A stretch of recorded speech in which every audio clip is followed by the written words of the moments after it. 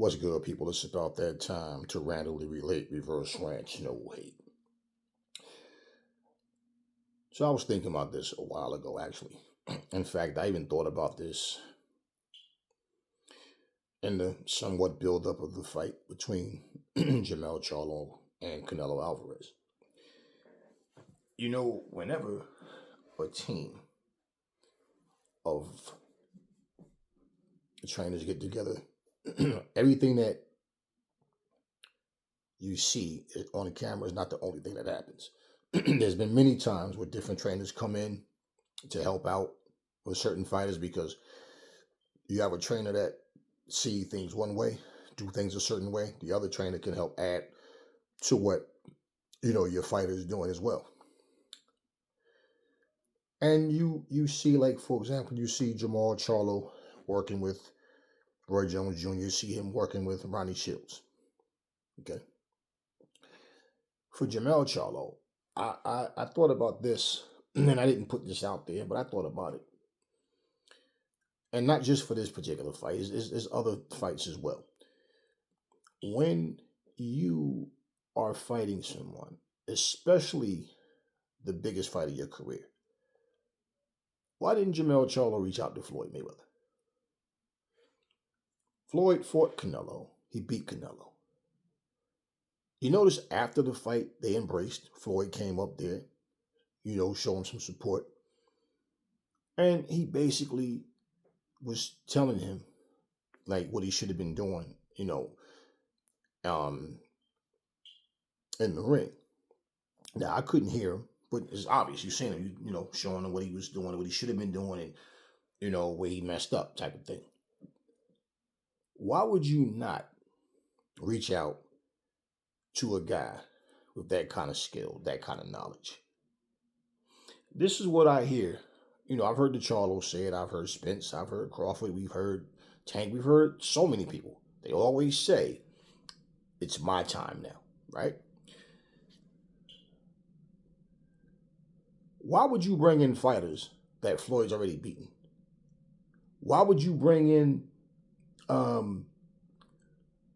like, to work with guys or get advice for guys that are not even on Floyd's level? Just saying. Think about this, okay? You hear people say things like, it's not good for a fighter to fight his sparring partner, right? Because his sparring partner knows him. Sometimes the sparring partner goes in there in the actual fight and pull off the win, pull off the upset, because that's how it's seen as an upset. Even though, it might be a thing where he just has his number or he's just better than people know. Then sometimes they go in there and they get their ass whooped. And they think they can win because in sparring, maybe they, are giving them some good work. But I think it's too much ego going around. You can't go to school, to college for 2 years and get the same degree you're going to get in 4 years. You got to go the other 2 to do the 4 to get it's simple. Okay? You guys haven't gotten to where you really should be for your age. And for someone to be 33, 34, and they're just finally having this fight where you can say, okay, I've fought other champions, I've beaten them, but, like, these are guys, like, now I'm stepping up to where these are better champions. This is the biggest fight of my career. I don't really understand this ego, man. Roy Jones Jr. is different, and I'm not saying that he can't make a fighter better. The one thing about Roy Jones, he was a special fighter. He was different. And not that Roy Jones can't help them, because with his knowledge, he should be able to help them. But the way Roy Jones fights and the type of shit that he want you to do, it's going to come from his own experience. And if you watch Roy, he doesn't have to try to teach you to fight like him. But his knowledge of what you should be doing and how you set up, Roy Jones did things differently. So if a fighter that he's training don't have his type of physical gifts, it's going to be difficult. So you have to tap into this with it of thinking fighters. Now, Roy Jones himself, not that he wasn't a thinking fighter, but his athleticism, power, and speed, and he was creative. So he had what he needed to be, the best. And it worked for him.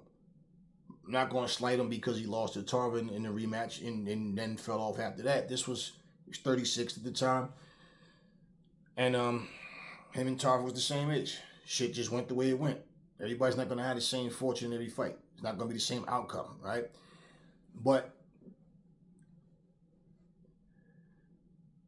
there's nobody that's going to give you that technical game the way Floyd would give it to you.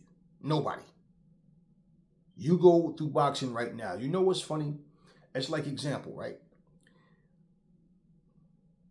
You got to blame the trainer based on the trainer's instructions. Okay? You're not there to know what's going on in the gym. So if the trainer's failing, he's failing in the gym and he's failing in the corner, right? If the fighter's failing, he's failing, in the ring and in the gym.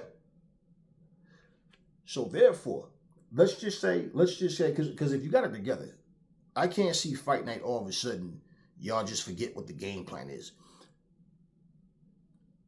When Robert Garcia said Anthony Joshua couldn't be fixed. No, he can't be fixed. He's damaged. It's too late. But he took the job. So what? Did he all of a sudden start believing in AJ? Every time he talked about Anthony Joshua, he always said, he has crazy power. But he always said he needs his confidence. Robert Garcia never ever once sounded like he was really truthfully confident in Anthony Joshua. Pep talk, I'm your trainer, I'm in your corner, of course. You don't expect the guy to come up there and say, I don't know if he's going to win this fight. I'm trying to work with the guy. No. But bottom line, he took an assignment that he said was impossible. So people didn't understand why AJ didn't want him. Maybe AJ wasn't aware of that particular interview until people started making the videos about it. And I was one of them.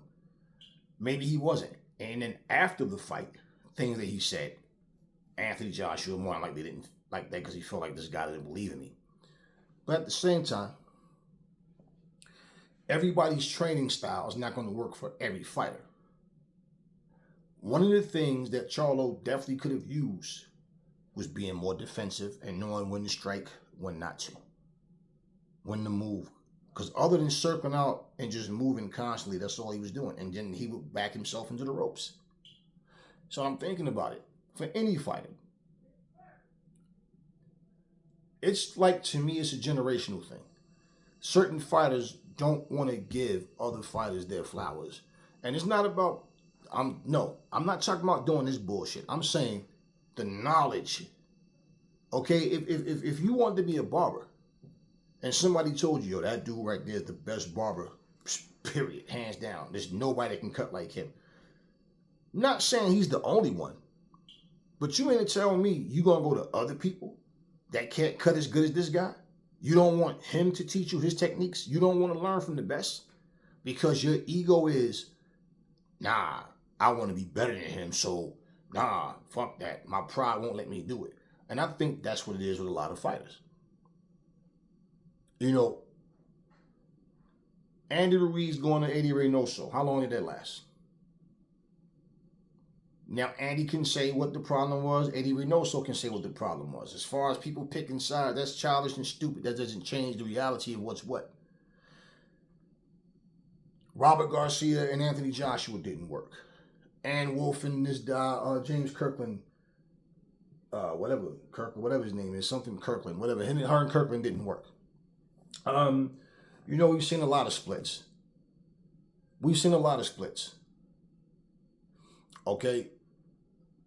I always say the fighter has to feel comfortable with what you're giving them. Well, I don't care what you're saying. It's not going to work for them. I wish somebody would actually put a video, a montage together of Jack Mosley in Shane's corner. Jack Mosley, his facial expressions and his fucking anxiety, like Shane just would not listen to him. You could see Shane, let your hands go. You too fast for this, man. Throw the jab, double up on your jab. Come back with the hook, man. Come on, man. Slide out. And he was upset with him because Shane wouldn't listen.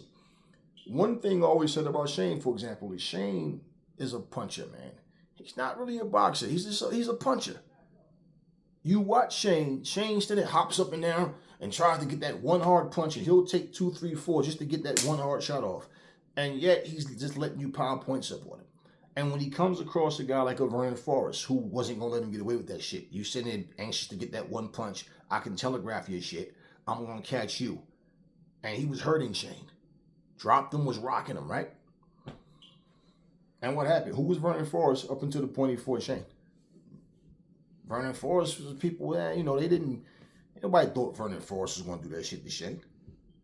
They pictured if Shane was to lose, it'd be against somebody that was already like a big name. That was Vernon Forrest come out fighting. The fact that he beat Shane twice. But then he turned around and lost to Ricardo Mayorga twice.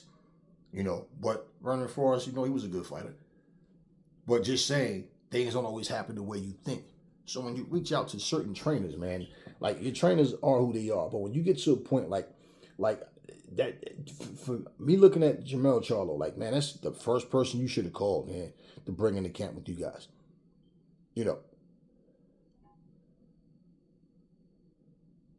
Why not? Why not? I mean, look.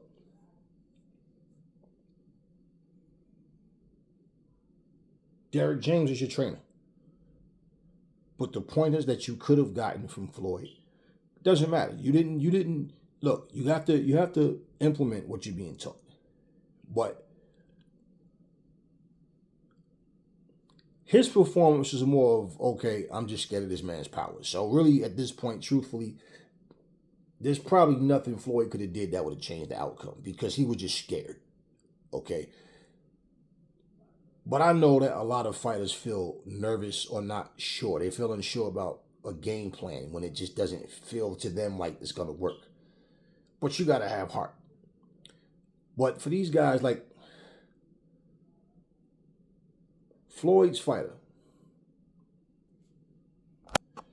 okay, Floyd's fighter, this guy, Jermell Moulton, is only 17 years old. And you know what? I watched him go in there. He's in there beating up grown-ass men. You want to know the excuse that nobody's making for him? Or even, you know what they're not even acknowledging about him and his winning? They're not saying, damn, this kid's only 17. He's destroying grown men. They're not saying that. If he fought a champion, even 2 years from now, he'd only be 19. You know what they won't say? And say he lost. You know what they won't say? Oh, but he was too young and the other guy was too old. And that's the thing. No, the other guy, he picked him because he was too young. They won't make excuses like that. Like I always say, it's so funny when I bring up Wilfredo Benitez's name and people say, yeah, but that's Wilfredo. Like, what is Wilfredo? Not human? What is he? What is he, an alien? Y'all put these fighters up on pedestals, man, and act like what they're doing just can't, it's like it's not humanly possible. Like they did something that a human being can't do. Well, I know for non-fighters, yeah, you guys are more intrigued because it's shit that you can't do. Shit that you'll never be able to do because that's just not what you do. So you're more intrigued and, whoa, wow, I can't believe. You understand? You guys get more blown away by it. But for someone, okay, to be 17 and look as impressive as he has, I'm watching him and it's like, damn, it almost feels like I was watching, Tank Davis all over again when he was younger. Just and it was like, this kid is in there, he's working, he's fighting. But some of you, because of your hatred for Floyd Mayweather, they want to talk down on the kid. Oh, who's he fought? The kid's 7 fucking team.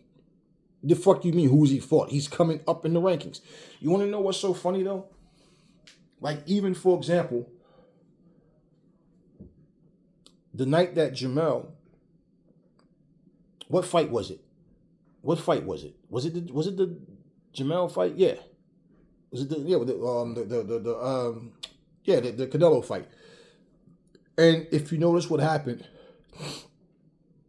somebody said something Floyd didn't like, which when I think the person referred to Floyd as being one of the best, so Floyd corrected that shit for him. I don't care about anybody being called the greatest of all time, which I don't care about none of that. I don't care about any of that shit. I don't walk around here calling another grown-ass man, oh, you're the greatest of all time, sir. Oh my God, I've never seen anything like you. That's not my style. I don't do that shit for nobody. My thing is, for you guys that do that, what gives you the fucking right to dictate who's who? And I know I hear people say, oh, but you can't call yourself the greatest. You gotta let somebody else do that. That's what the fuck are you the greatest of? That's how y'all live your life, letting people dictate who and what you are, then you'll never get no fucking where. Because basically, just say, for example, you could tell somebody, I want to be a multimillionaire. I want to own my own, high-rise hotels. And they tell you, nah, that's not for you. You know what you're going to do? You're going to be a carpenter. Oh, okay. We let people dictate what we are, who we are. What gives any other fighter the right? Roy Jones, for example, don't want to flat out come out and say he's the greatest of all time, but if you listen to him, he tries to indirectly say he think he is. Okay, so what? Diehard Roy Jones fans that believe that will say that. Muhammad Ali fans that believe that will say that. Mike Tyson fans will say that. Sugar Ray Robinson fans, Ray Leonard fans, and so on. People will say that. So what? This man says he's the best ever, and oh man, and it's like y'all getting y'all feelings about shit, which I don't understand, because that's some hoe ass intentions. Like that's feminine shit. I don't care what these motherfuckers call themselves. We saw Jermell Charlo lose and then stand there and say he still feel like he's the best fighter in the world. When was he ever considered the best fighter in the world? But if in his mind, if he really feels that he's the best fighter in the world, then there's no way he should be happy with that performance. And that would be hypocritical. It would be stupid, because what you basically are saying is, well, I fought the best fighter that I've ever fought in my life and I failed miserably. I know what I should have did, but I just couldn't do it.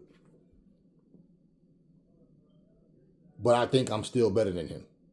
Because if you think you're the best fighter in the world, that means you think you're better than Canelo. Right? Canelo beats you easily. This is the whole thing of what I mean about how people just accept nonsense with this shit. But how do you not reach out to look, Tim Witherspoon is offering his services to fighters. I feel like there's fighters that should actually consider, let Tim come in and show y'all some shit, man, because a lot of you basic motherfuckers don't get it. You got fighters. Look, you know what I was watching? Okay, because people talk about what happened with Errol Spence, but it's more like an nah type thing. If you look at that fight, Errol Spence was coming in a straight line. He wasn't using any head movement. He kept going down low. Rolly Romero does that shit a lot. Ducks down real low and trying to throw up and then try to come up. But what happened is every time he would come down like that, his hand is here. Terrence Crawford was coming on top. Boom, boom. And he was catching him with flush punches. So even though he was throwing a lot less, his shots was more accurate. When I say Errol Spence fought like a novice that night, don't tell me nothing about him being weight drained. I said a long time ago, he looked weak in that fight. His punches was hard. Well, I mean, like, he looked like everything was just with power. He was strained, like his punch resistance just wasn't there. Okay? But at the same time, he was getting hit with flush punches. He was getting hit at will. That accumulation does add up. But he was making rookie mistakes.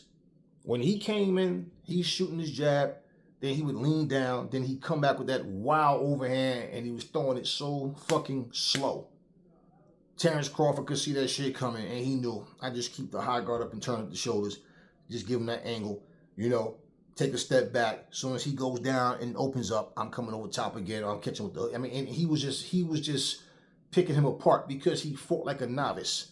I heard somebody say, oh, it ain't like, because he lost to Terrence Crawford that, like he'd beat anybody else. No, hell fucking no.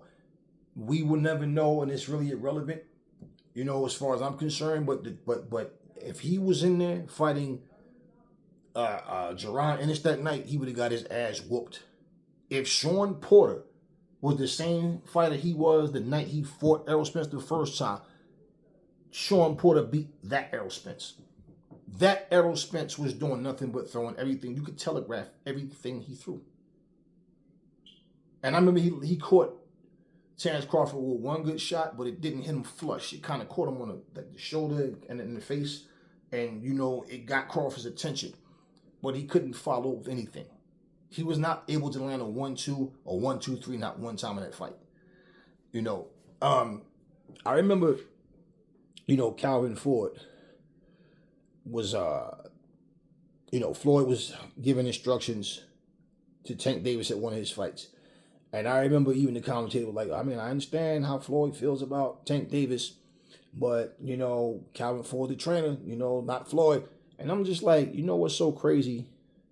They're saying that shit, but you know what's crazy? When Floyd said what he said to Tank went out the very next round and knocked dude out. It's one of these situations, man, where people don't understand. A lot of times as trainers, and yeah, the one trainer, you got the one main voice in it, but that's not the first time. We've seen many times a fighter, his trainer's talking, and you got other people in the corner also giving advice as well. It's not the first time. It's just when Floyd says something. I remember when Floyd was talking about random drug testing, when he was talking with Pacquiao. And I remember Dan Raphael was the guy. He was talking and he made a comment. Look, Floyd doesn't make the rules, He can't force Pacquiao to take a drug. No, he never said it wasn't about forcing him. He's telling him, if you have nothing to hide, take the test. The same goddamn test I'm going to take. That's all. I want to make sure we're on a level playing field. How many times did he have to say that, right? Now, all of a sudden look at the problem with how many people just failed the drug test? Robert Helenius, Alicia Baumgartner, Dillian White, Hannah Gabriels, Conor Benn, Oscar Valdez. How many people have failed drug tests since then? And it's been way more than that, but just saying, even like currently, how many people have failed drug tests? Now, Dan Raphael, did you hear what he had to say about Dillian White? Come on, you failed something one time. It's like one thing, maybe, but come on, 2 times. Same with Jermell Miller. Why he didn't have the same energy with them as he had with Floyd? No, Dan Raphael is not the opponent. He's not the one in the ring putting his life on the line. So, and this is not about to praise Floyd. I don't praise shit. I don't praise nobody. This is about, real simple, for these fighters that come in, and they may say, yeah, Floyd, Floyd did his thing and Floyd was this and Floyd was that. But if you watch them, they all try to copy him. Look at how they hit the mitts. Who the first motherfucker you saw hitting the mitts the way Floyd and Roger does it? Now everybody want to hit the mitts the way Floyd. I remember people several times making fun of it, talking about when I hit mitts, I was always taught to do it this way, that way. And I remember telling the person, yeah, well, it's a different day and time, man. Different methods, different techniques. That's all. Right? Because Floyd and Roger was the only ones you saw doing it. Now, every fucking time you see somebody hitting mitts, what are they doing? They doing it the same fucking way that you see Floyd and Roger do it. Now, nobody's making fun of it. Now, all of a sudden, it's a cool thing because everybody's doing it now. But people forget who the first person you saw doing it.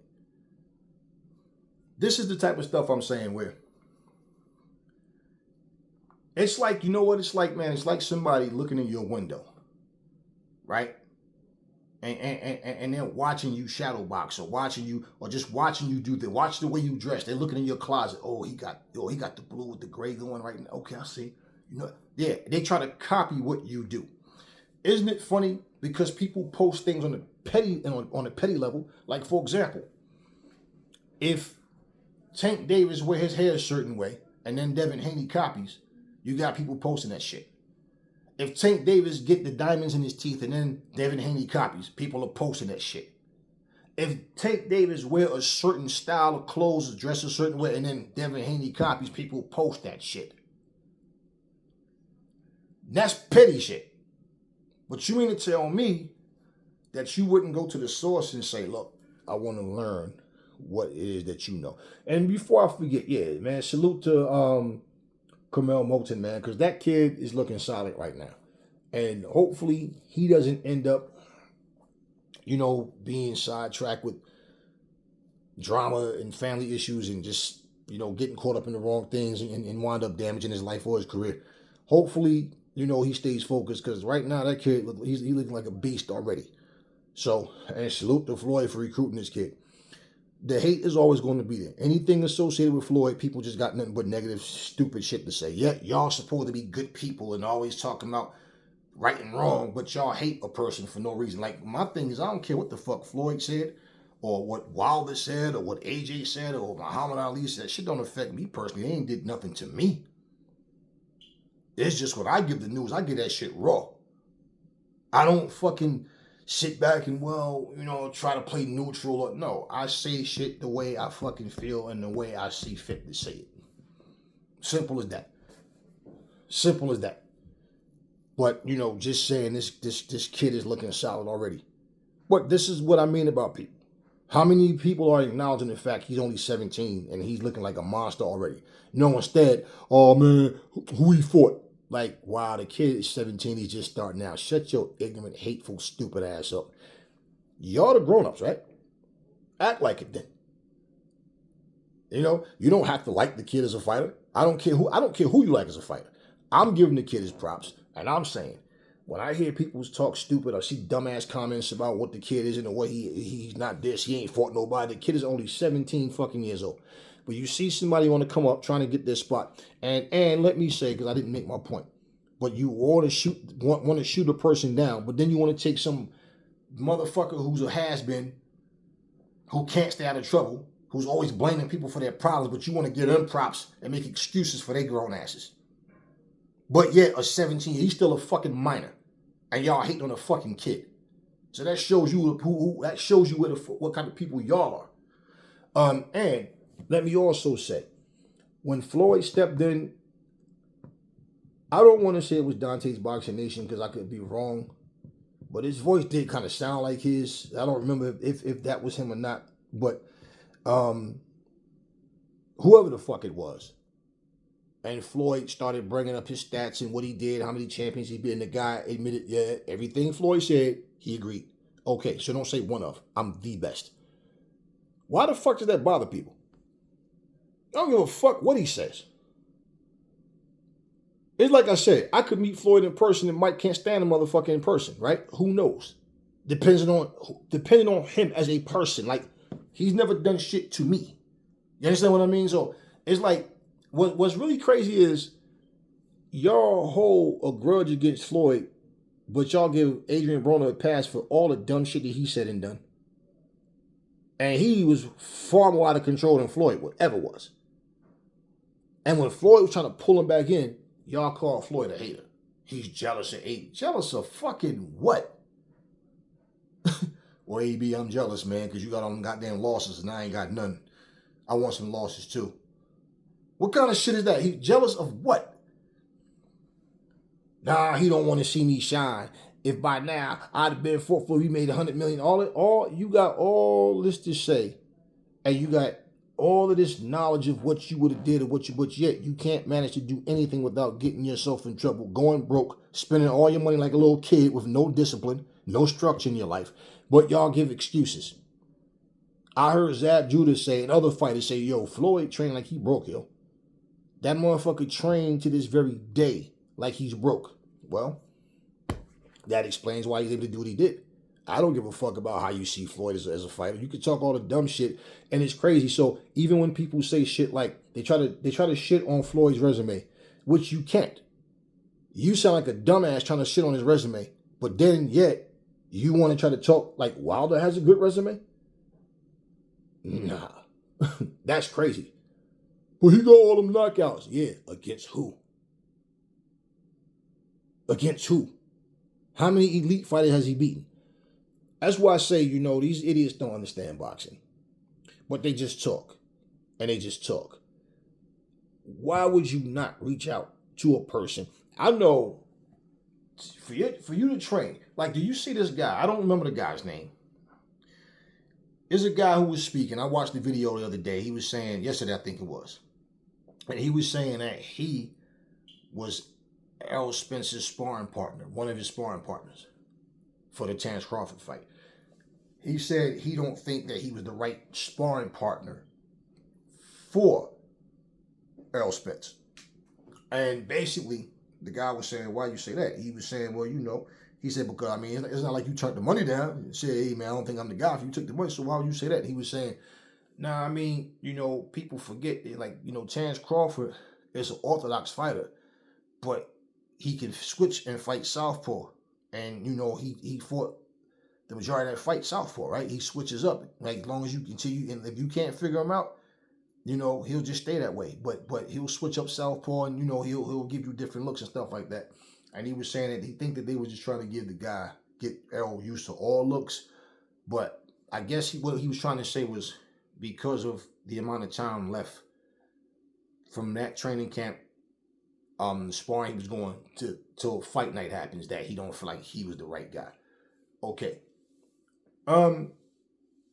So bottom line is, people like, oh, he making excuses for Errol.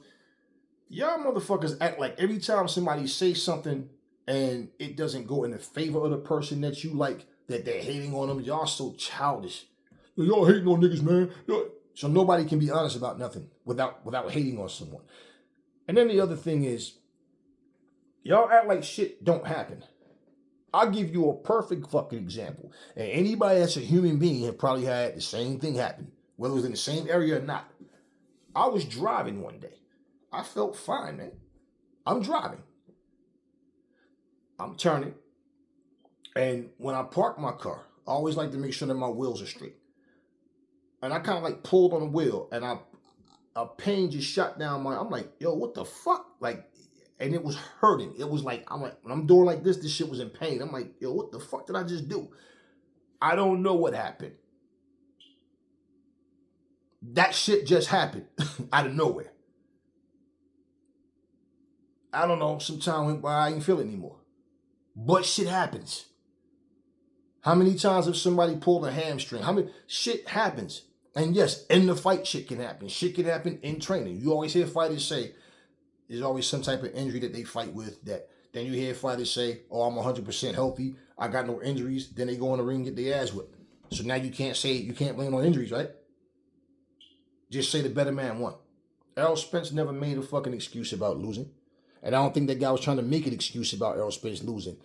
But him giving his take on what happened, even Michael Jai White, he gave his take on it, whatever. Look, at the end of the day, the only thing that I said, and I'm going to continue to say it, because that's what, and me looking at him, Errol Spence just did not look the same. But I also said before the fight, and I'm saying it now, even at 100%, he was going to have to be different. What did I say? Crawford was just going to have to be Crawford. And I said the one thing that he might want to do differently is not let Errol Spence come out fast, because Crawford is known to be a slow starter. But he's just going to have to be Crawford. Errol was the one that's going to have to be different, because Crawford is too sharp for him with that usual style of just coming forward trying to take him out. I don't think that's going to work against Crawford. Did I not fucking say that? So how the fuck am I making an excuse by saying he looked weak? He did look weak to me, but he got his ass whooped. He took the fight. So if he was weight drained, he took the fight. It didn't work out for him the way he would like to have happened, and he lost. He never made an excuse. I'm saying, going into the rematch, even if it's at 154, if his tactics are not different, he's going to get beat again. And Crawford already has the confidence to know that he can drop him multiple times. You understand what I mean? So now, he may come out faster this time. Maybe he come out the same, however. But bottom line is, did you not hear Derek James say, you got to go fight him? I need you to double up on your jab. Got to come in, right? He's telling you. Okay, why? Because he can't outbox Terrence Crawford. So when I say you got to give him different looks, and he has to be in a position where he's defensively responsible, not leaving himself open for shots. He's going to have patience. He's going to have to snap his shots. Errol Spence that's just his, like, if you watch him, he has a habit of just throwing those lingering shots. Like he wait. He try to get so much power behind it. He step. He'll fake. He does his little duck down move, and he throw that shit, he wings it. He was able to get away with that shit with all the other fighters. He couldn't get away with that shit with Crawford. I'm hating on Errol Spence because I'm fucking speaking the truth. But then when I'm saying what I'm saying about him, when I say he didn't look the same, I'm making excuses for him. Like, you motherfuckers are a bunch of simps. I don't make excuses for anybody. I don't give a fuck personally. I don't lose any goddamn sleep. Like, when I finish this video here, I'm about to go do my road work. I'm going to come back, take my shower, kick my feet up and chill and watch some Netflix or Amazon Prime or HBO Max or whatever the fuck I feel like I want to watch. That's what I'm going to do. And relax and take it down for the rest of the night. You understand what I'm saying? I have a life. I don't sit up here sniffing up boxers' asses all night trying to see what they're doing. No, I give boxing news. Though I'm going to talk about the day, pull up the videos. Okay, cool. This is what we're going to cover. Let me give these people that. Now I'll see them tomorrow. And I'll go on. And that's how that goes. I'm not sitting up here doing bio reads. Oh, he's from Louisville, Kentucky, and he was born in 1975, and he did this and he did that, and he went to, okay. No, I don't need to do all that shit. I don't care about all that. Boxing news, that's what I do. That's all. That's all. But I'm not doing this shit as no fucking fan.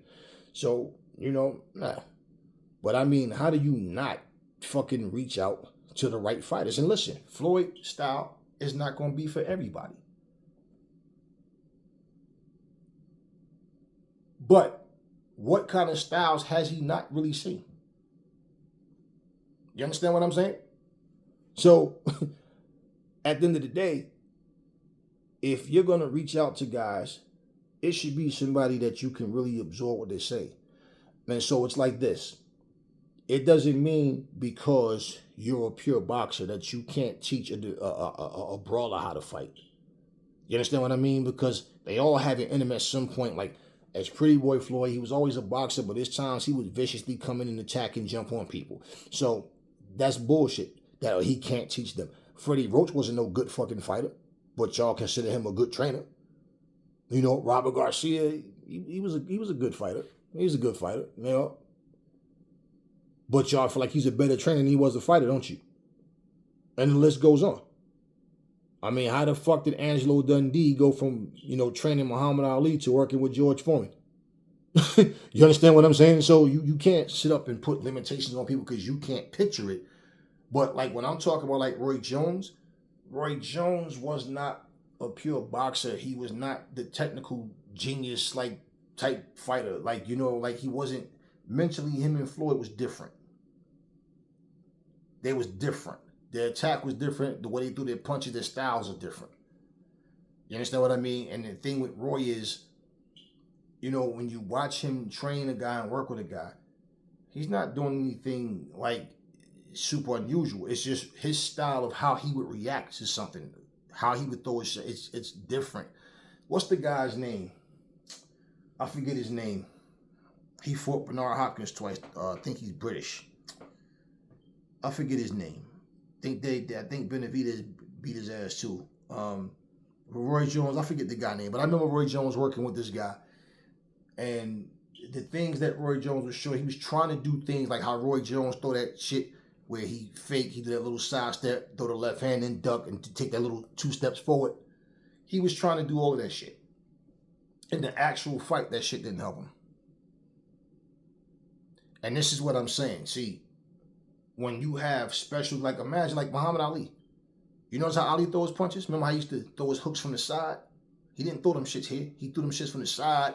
You know what I'm saying? Like he be slapped with them. He slip punches. Now imagine him trying to teach somebody how to do that shit. They don't have his reflexes. They don't have his hand speed, his type of timing, footwork. You understand? You have to have somebody that can handle that shit. Otherwise, they're going to have a hard time because it's like I'm trying to give you something that you're not physically capable of really doing. You have to get stronger, fast, like all this shit. It's like I'm giving you more of a workload now. So that's all I'm saying.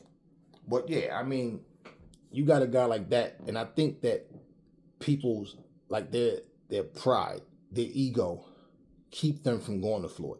It wasn't too long ago, one of the Charlos, I don't remember if it was Jermell or Jamal, saying that he could beat Floyd.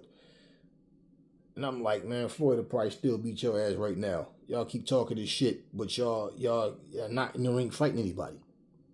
And that's when it gets to the point where people start getting tired of you talking because you keep saying who you can beat. But we want to see you beat the guys in your division right now. Stop making excuses to not fight them. And y'all know, like I said, right, always rock with the Charlos. You have not heard me several times get at Jermell Charlo because Jermell Charlo was making the same excuses to not fight Demetrius Andre that Canelo was making. I know. You don't want that there? I know. Horrible fighter. Horrible. He done nothing. What did Demetrius Andre, what did Jermell tell him? He broke, him and his father trying to get a payday. Right? So you trying to not help the man eat, saying that that's his reason. Okay. Don't you want a payday? Do you want to fight for free? Should I give you more reason to punch him in his face because you don't like him? What, you got to like a person to fight him? Just go fight him. You can't say he's not a worthy opponent. Then remember they had that FaceTime a couple of months ago? And Jermell Charlo was telling him, yo, we don't even need it, dog. We could make this happen. We could do this. And I was like, yeah, it's just talk. It's not going to happen. And one of the things Jermell Charlo said in that video was, but I never fought at 168 pounds before, though. Then he was like, yo, how come you was ducking my brother? Every excuse, everything other than, yeah, I want to fight you too. Let's make it happen. After Jermell lost, Jermell Charlo said, these other fighters, they not like me. Even my brother, they not like me. I grind different. All right, you got slapped in your fucking mouth. So you have an incentive to get your ass right. We seen you with Shields, Ronnie Shields. We saw you with Roy Jones Jr. So what do you have to bring to the table now, right? So this is my point. To make these claims and then don't fight anybody will make people get tired of hearing you talk. Because they're going to basically narrow it down to all he's doing is talking. You see what I'm saying? So, yeah, just saying. I mean, so, yeah, you reached out to Roy. You reached out to Ronnie Shields. Great. And I hope that they can help Jermell Charlo do everything he needs to do. Because, I guess, put like this. Fight fans, people that's in the boxing that want to see him fight, they'd rather see you in the ring fighting versus just sitting there making Snapchat videos or Instagram, whatever it is you're doing, just talking about haters and addressing people, saying stuff and doing whatever. I mean, even for the people that you said was, students was trying to bully your kids because of what happened to Jermell, they must not have seen you get slapped in your mouth. Because that would be a reason for them to bully you more so than what happened to your brother, because that was your brother. Your kids are your kids, right? But at the same time, I don't know. Obviously he's trying to get his personal life and everything together, and I wish them brothers nothing but the best. But man, shit, y'all all had a relationship with Floyd one way or another at some point. I'd be reaching out to him if I was y'all, man. Errol Spence, Devin Haney didn't work with Floyd. The Charlos. Shit, I don't even know why Anthony Joshua didn't do that. Anthony Joshua Floyd was offering him his help. I don't know what it is with these guys, man. It's just I just think, man, that they have this is somewhat of an envy towards Floyd because they want to be what Floyd is, even after competitive boxing even just doing amateur fights. And he's still, exhibition fights, and he's still making more money than these guys that's walking around holding belts. And I just think it's an envy that they have towards it, man. Shit. When Haney was working with him, people tried to start some shit with him and Tank and all this, and it was all types of stupid shit, man. So my thing is, where the help comes from, and it can help you, in this sense, I don't see why not. And like I said, I think people should take Tim Witherspoon up on his on his offer. I remember some years back, Lennox Lewis was in the parking lot. He was out there showing Deontay Wilder how instead of bringing your jab back here, keep it out halfway. You don't have to throw a power jab. You can just put it out there because now you're throwing it to follow up with it. And your movement is quicker. So instead of coming from here and then following, it's already here. So you're already halfway. So you boom, boom. You know what I mean? So the jab is basically just a camouflage. So they don't see the left hand coming or the right hand coming, depending on what stance you're in. Okay, orthodox or southpaw. But yeah, all that. And what did Wilder say? You already got yours. I'm trying to get mine. He was telling him, you'll get it. And he was just showing him a simple, basic jab right hand, double jab, right hand. Just basic shit. But it's my point. Where the help comes from. When Deontay Wilder lost, to Fury, and he was going off and all of that, and George Foreman even said it reminded him of the time when he fought Muhammad Ali. that he just couldn't accept the fact that he lost, and he was doing the same thing, saying that people poisoned his food and all kinds of stuff he didn't want to eat.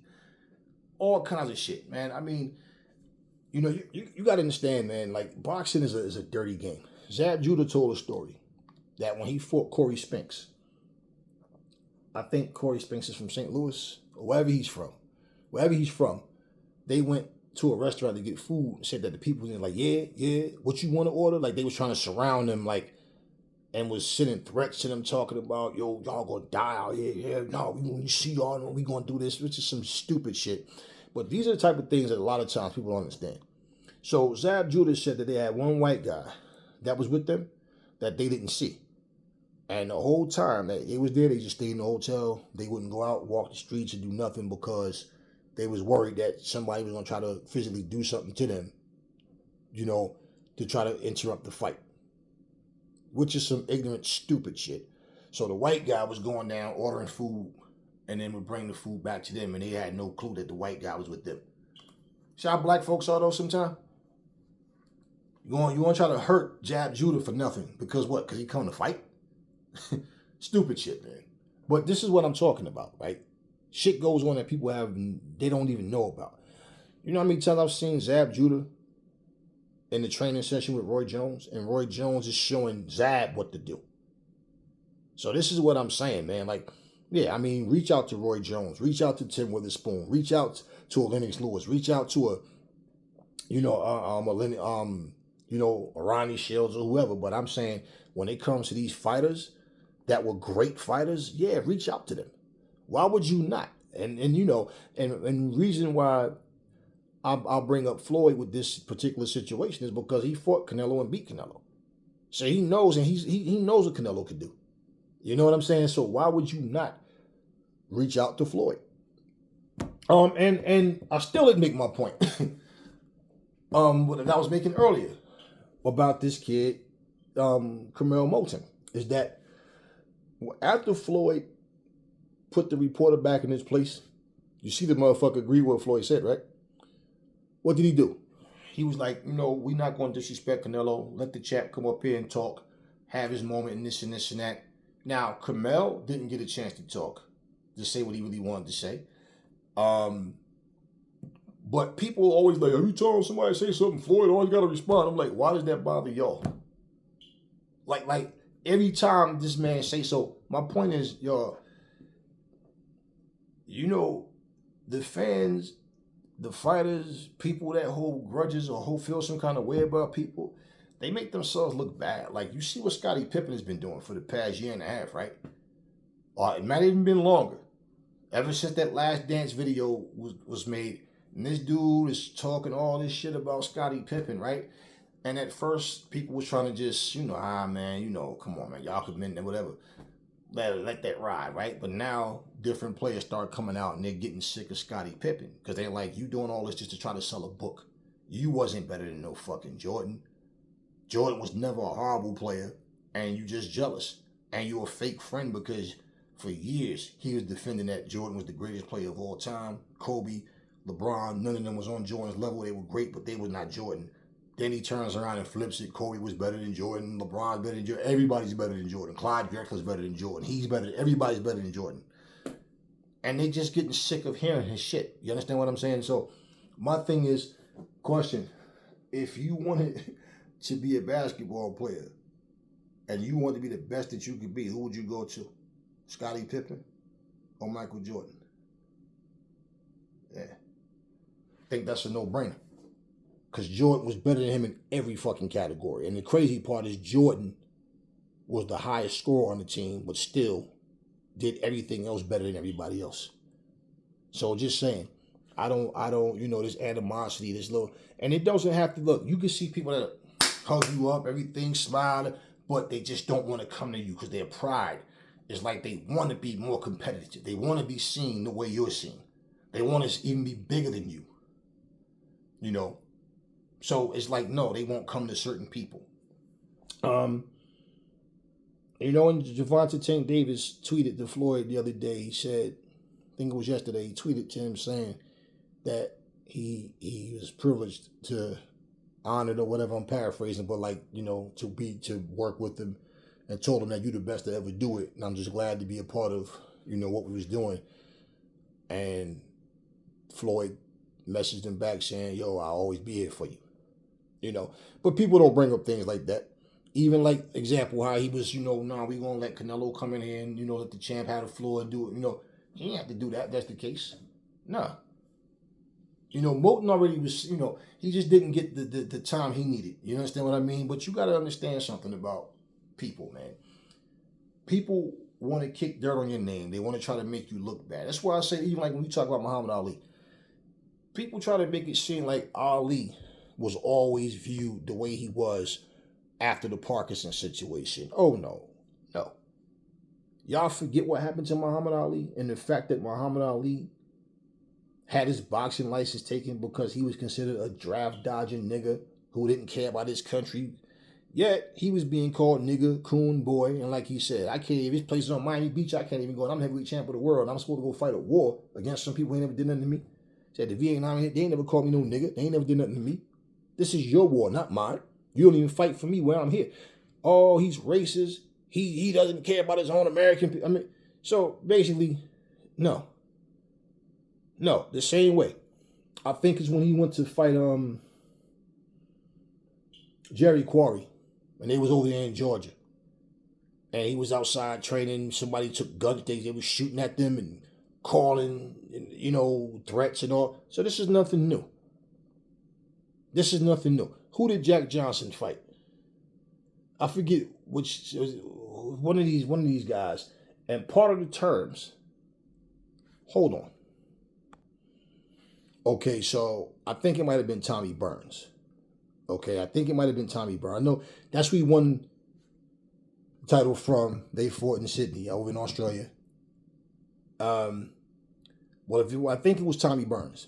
But bottom line, whoever it was, I think it was Tommy Burns, but whoever it was, do you know what part of the stipulations was?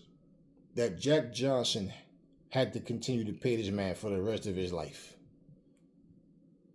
Whatever the amount was, I don't remember. But that was the stipulations if he wanted to fight. That's how fucking terrified this motherfucker was of fighting Jack Johnson. Y'all know that shit? Like, y'all don't understand the type of shit that happens, right? And this is shit you can look up. Yeah. That was part of the fucking agreement. So, you remember like that bullshit offer that Wilder and Shelly Finkel talking about? Here's a contract, $50 million. You got 24 hours to sign or whatever.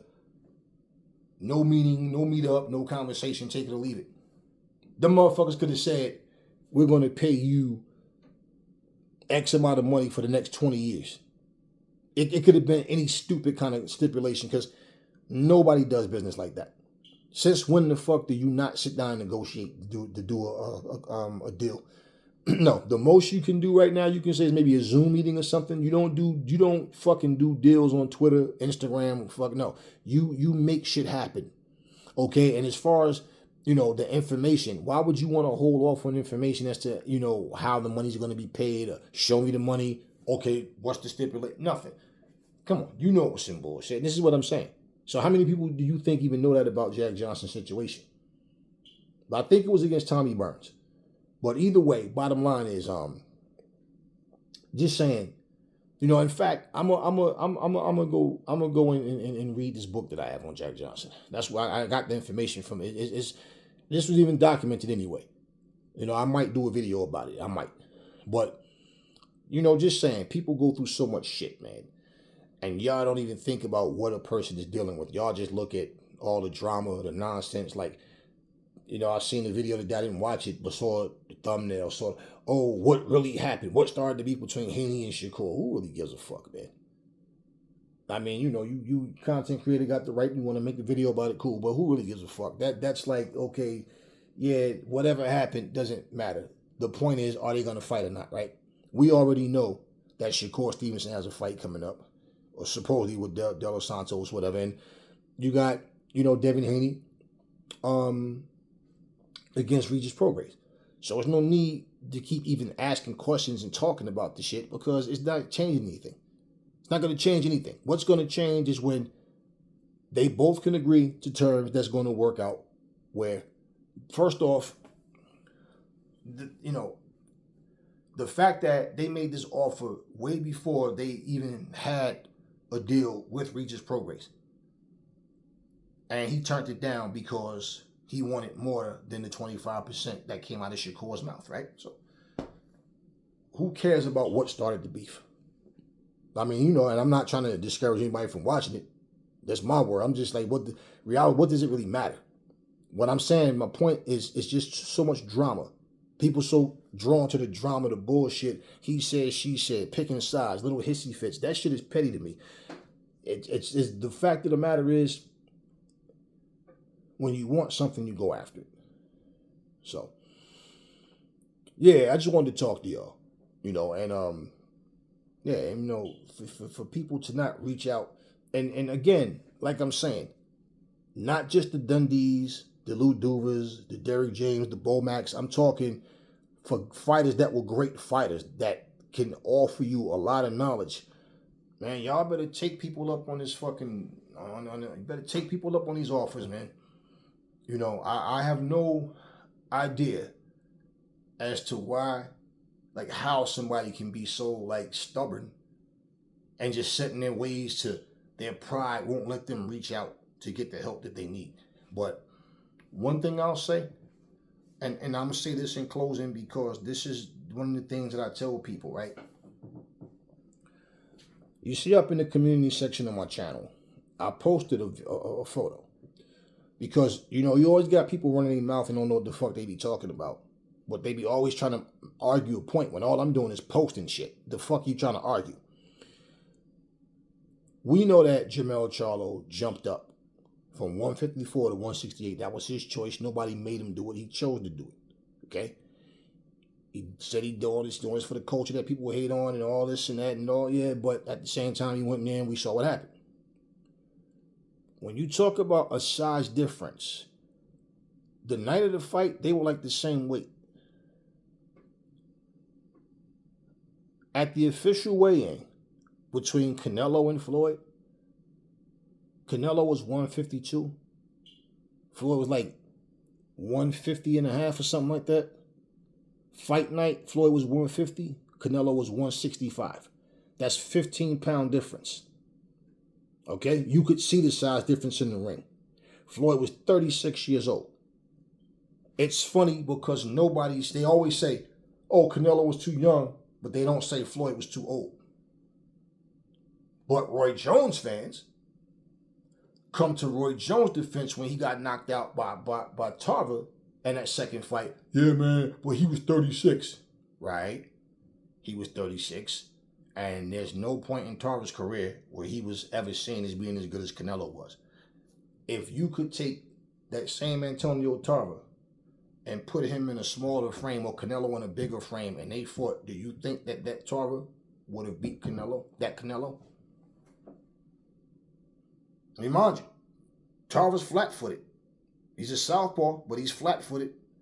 And when your hands start, he stops. Picture what happened when Tarver fought Glenn Johnson.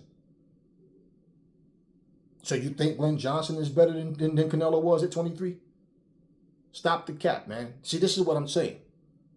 So people make excuses. One fighter is old even though he's the same age. Then these idiots said Floyd waited for Pacquiao to get old, but he's 2 full years older than Pacquiao. This is what I don't get about people. They said Holyfield waited for Mike to get old. Holyfield's 4 years older than Mike Tyson, and tell the fucking truth. Mike went to fucking jail. Okay? He went to jail. And before he went to jail, he got knocked out by Buster Douglas. So if that doesn't happen, you get Holyfield and Tyson before the whole prison thing. If Mike wanted to fight, because Holyfield wanted to fight. So it's amazing how certain fighters, they people show this favoritism bullshit. Again, I'm going to say it again in this video. The same way, people sitting there talking about, oh man, Usyk, I don't think Usyk's a bitch because he got folded by a punch and yeah, I'm going to stick to what I'm saying because I seen that punch. Look, bro, I haven't been in the fucking ring. I still fucking train and spar and do all this shit to this fucking day. Okay? I know where that punch landed was not in that man's balls. I'm not blind. I'm not fucking stupid. Now, y'all can play that neutral shit or play dumb. I'm not going to try to appease y'all and try to dance on eggshells. Well, I don't give a fuck who I offend by telling the truth. You look at where that shit landed. To say it was below the belt line, based on where that man Trunks was, no, it was on the belt line and part of the glove was over the belt line. It was nowhere near his fucking balls. Usyk said he got hit in the fucking balls. That's a fucking lie. But bottom line is, the same rest that he got, Dubois was able to get that same rest, and Dubois did not close the fucking show. Plain and simple. So now, when I hear the Fury fans talking about, oh man, Usyk, he lost to Dubois, and they cheated him. Dubois had to fucking fight the referee and Usyk and all this shit that they're saying, right? Then they're talking about, oh, but why did he take Dubois? Why didn't he fight? He was his mandatory. But at the same time, how come Tyson Fury had this belt for 3 years and has never had a mandatory? And we know Mauricio Sulaiman's in his back pocket. Mauricio Sulaiman, what did he say? Tyson Fury is a victim of the times. And saying that these guys are pricing themselves out. Referencing who? Anthony Joshua and Usyk. Try to make it look like it's the other way around. But because you're a fanboy of Fury, that sounds good to you. But us with some sense know better. We know better. So I think I covered everything I wanted to talk about in this video. And overall, overall, I don't understand. Like I said, these guys, it's like it's a generational thing where they don't want to work with certain guys. They'll pick certain people over others for whatever reason. But, and you know what I think? I think stylistically, now this is just me personally, I feel like stylistically,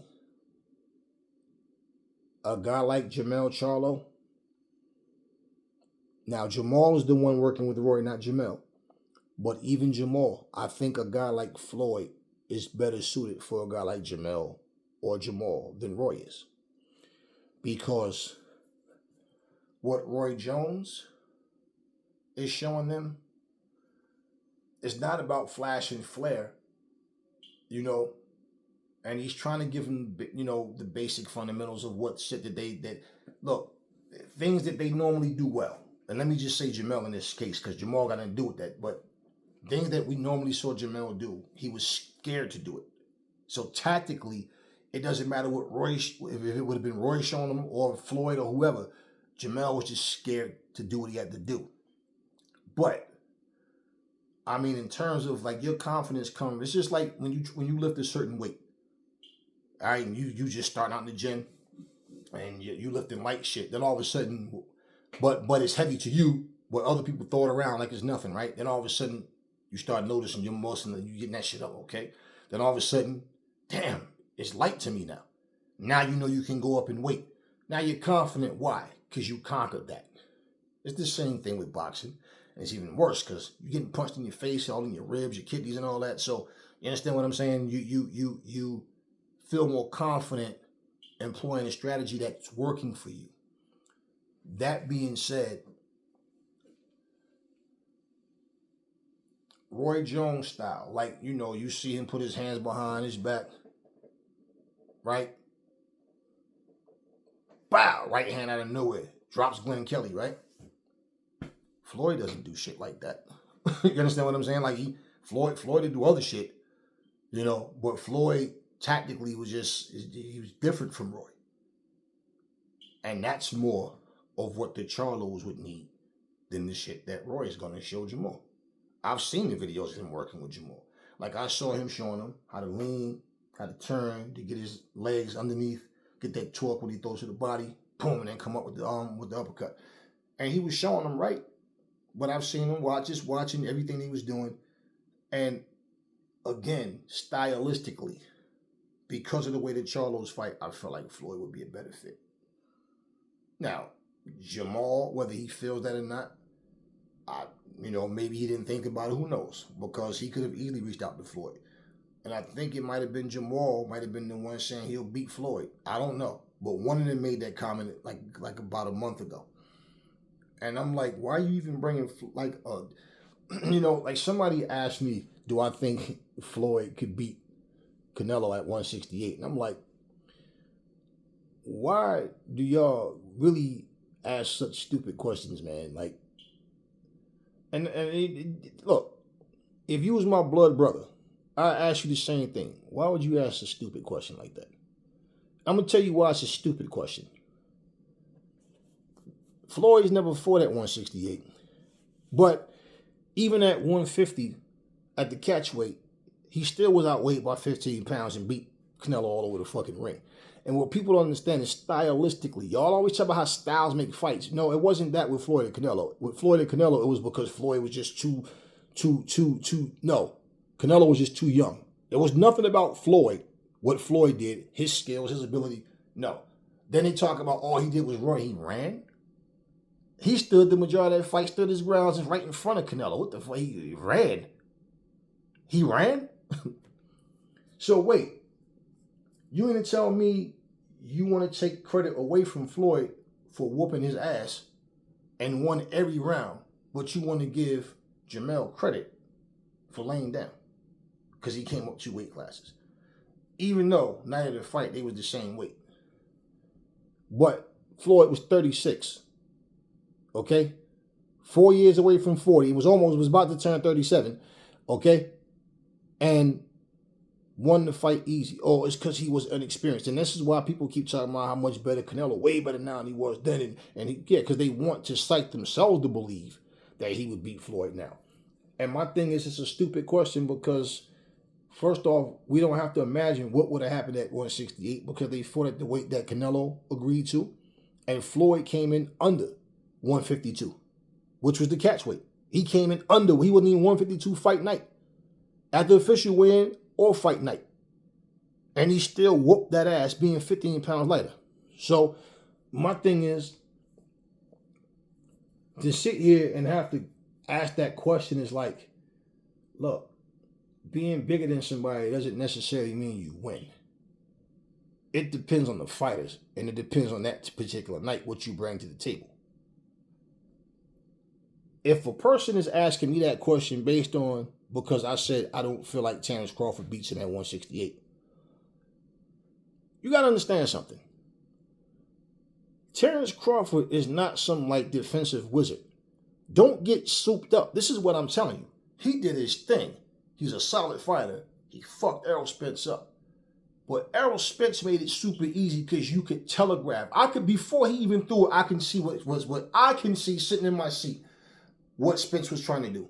And you could see the punches before they came. And he was throwing those punches so fucking slow. He was trying to knock Crawford out with every shot. Instead of throwing this, even popping his jab, he started throwing a stiff jab, leaving it out there, leaning down too much, opening, pulling his hands away, coming in a straight line, no footwork, no lateral movement, just come, seek, and destroy, and that's all he was doing. That's all he was doing. He kept trying to do the same thing that wasn't working. So it was easy. Okay, Crawford is not nearly as solid on defense as Floyd was. And the smarts that Floyd have is, you see, people forget. Like that song Roy Jones made, y'all must have forgot. Y'all forget of how good this dude really was. This is why I'm saying, when you try to make a comparison, that's okay. I don't care if you think Crawford is better. I simply don't. And I watch both of them, and I like Crawford as a fighter too. I just no. No, I don't know. I don't see him as being better than Floyd. But you also got to remember too, okay? When you are comparing fighters and you look at certain weight classes, like look at Thomas Hearns. Thomas Hearns wound up going up damn cruiserweight. And this motherfucker started out as dude was a fucking welterweight, right? But he was like 6'1", 6'2", so through time your body starts to grow. You can't make certain weight classes anymore. Hearns wasn't getting them knockouts as he went up in weight like he was as a welterweight. Because these guys are bigger, stronger, and can take his punch better.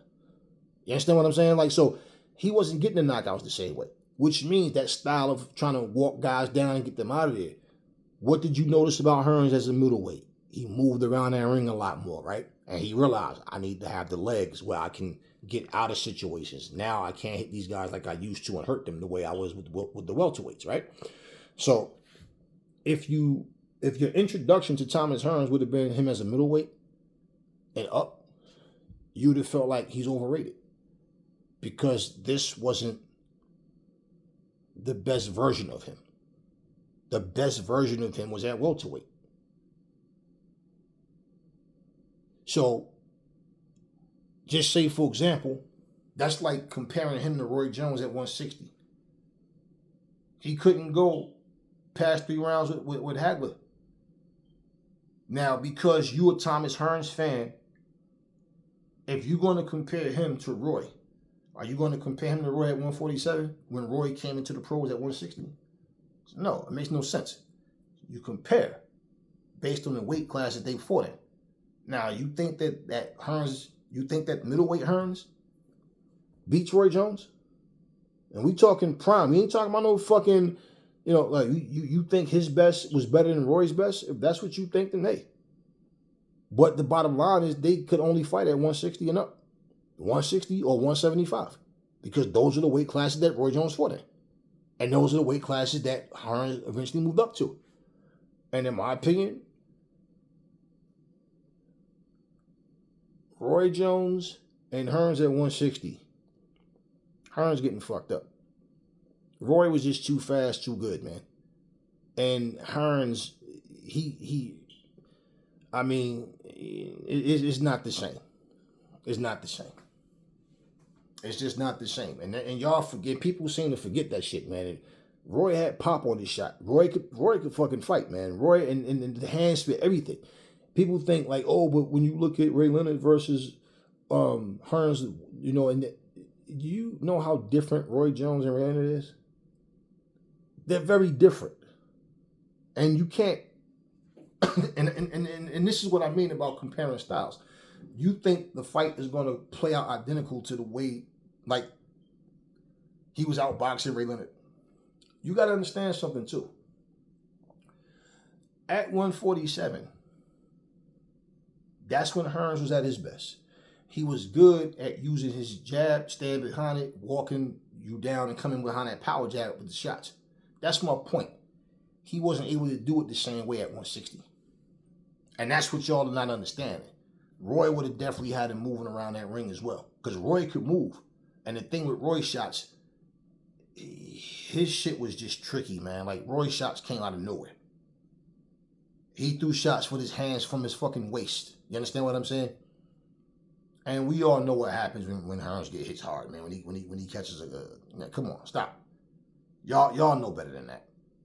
Now, I'm not trying to change your mind on who you think when I don't really care. But I'm saying overall, I'm looking at this shit realistically. And I like Hearns and Roy Jones as fighters. They ain't got nothing to do with it, who I like. It's just the fact.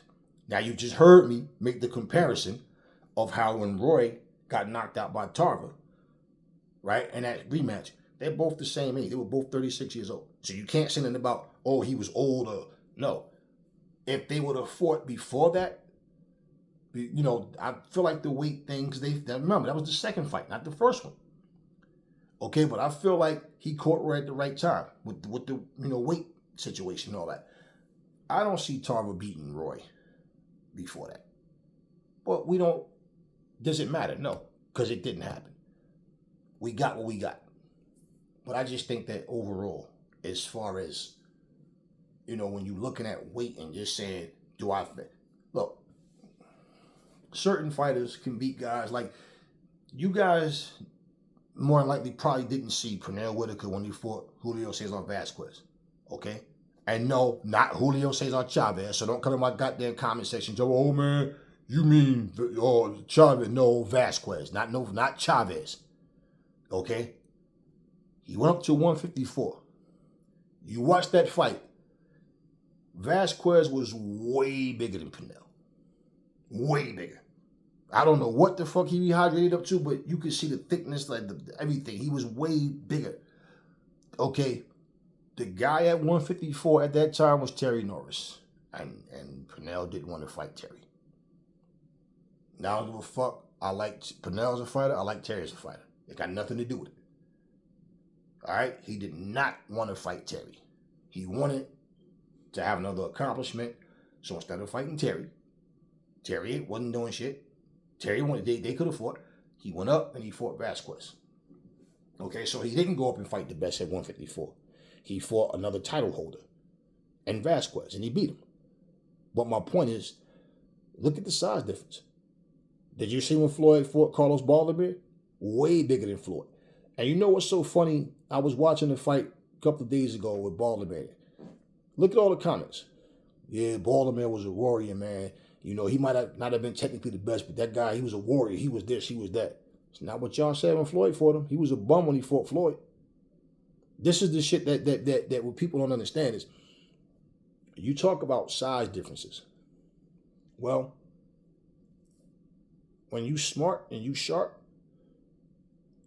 that size don't affect you like it does other people. So to just think because of what happened to one, it'll automatically happen to the other. Especially when you talk about special. See, Floyd is special too. He's just stylistically, he's different from Roy. You understand what I mean? But he's a special fighter too. That's that. You that type of sharpness, that dedication, everything, that hunger, it's there, man. You know, and why do you think at he's 46 now and he's still out here doing exhibitions with young boys, spanking them? You see now he's knocking these motherfuckers out because it's like, okay, even though it's an exhibition, these motherfuckers trying to take my head off. So he's not playing with them like he's playing with them, mocking them and all that, but I mean, he's going there to fuck them up now. Whereas like how, for example, he went in against Logan Paul. And this is why I said y'all should be ashamed of yourself. This little 155 pound, 156 pound, whatever he weigh now, and there with a motherfucker 200 fucking pounds. And y'all sitting up here talking about, oh man, but Logan Paul, he ain't no real fighter. Yeah, y'all sit here and praise him and Jake whenever they hop in the ring with anybody else. And it's just exhibitions, right? But the weight difference is what y'all don't bring up. Y'all make it sound like he's like when he fought the Japanese dude. Oh, big deal. He knocked out a guy way smaller than him.